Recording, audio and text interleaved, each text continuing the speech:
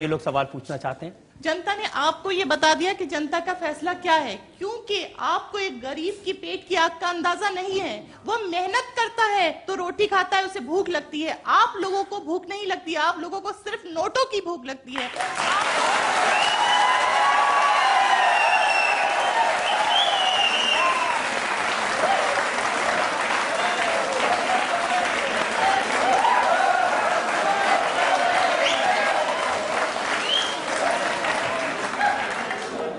आपके सामने अगर नोट आ जाते हैं तो आपके सामने अगर अच्छे से अच्छे पकवान रख दिए जाए तो आप ऐसे उठ के चले जाओगे, आपका पेट भर गया। लेकिन वो गरीब जो मेहनत करता है और पैसा कमाता है और उस पैसे में भी वो अपना पेट नहीं भर पाता, आपने उस महंगाई को वहां तक पहुंचा दिया। तो उस जनता ने आज आपको दिखा दिया कि आप किस मोड़ पर सही रह सकते हैं।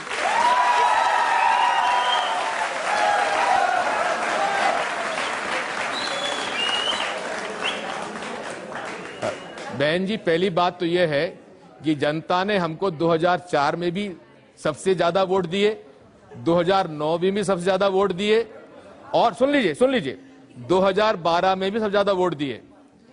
अगर प्रजातंत्री व्यवस्था में अगर आपको विश्वास है तो आप लीडरों को गाली देने के बजाय आप खुद चुनाव क्यों नहीं लड़ती हैं? सुन लीजिए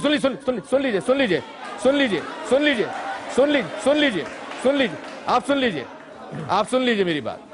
आप दूसरी बात यह है, गरीबों को, लाखों लोगों को, गरीबों को अगर मौका मिला है तो राष्ट्रीय ग्रामीण रोजगार गारंटी योजना में मौका मिला है, जिनकी हालात यह है कि जिनको पहले उत्तर प्रदेश और बिहार से आकर पंजाब और हरियाणा में जब काम करते थे तो वहां के लैंडलॉर्ड लोग कीमत तय करते थे, आज वो गरीब मजदूर खुद अपनी कीमत तय कर पाते हैं।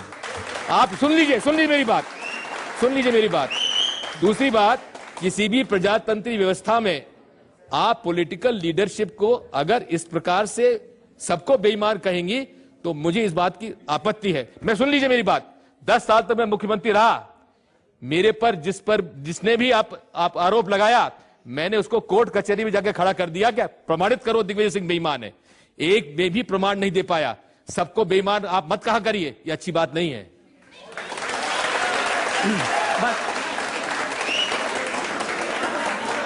एक ईमानदार होने से पूरी पॉलिटिक्स साफ नहीं हो जाती। पॉलिटिक्स में 99% लोग गंदे हैं और 1% अच्छा है। आप कैसे मैं सहमत नहीं हूं।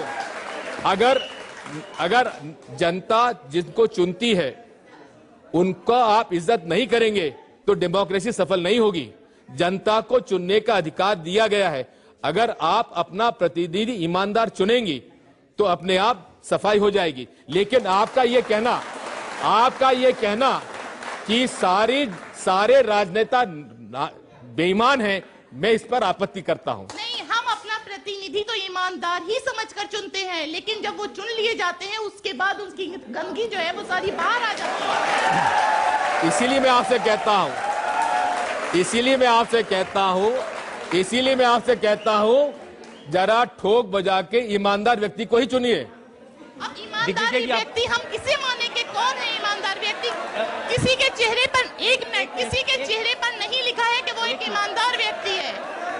एक मिनट सुन लीजिए, आपने उनको सुझाव दिया कि वो चुनाव लड़ें, तो मेरे आपको सलाह यह है कि आप इनको अपनी पार्टी से टिकट दीजिए, ये चुनाव लड़ेंगी। लड़ना चाहे दे देंगे, अगर आप चुनाव लड़ना चाहती है तो आपको टिकट दे देंगे। आप कांग्रेस पार्टी ज्वाइन करिए, आपकी पैरवी करूंगा।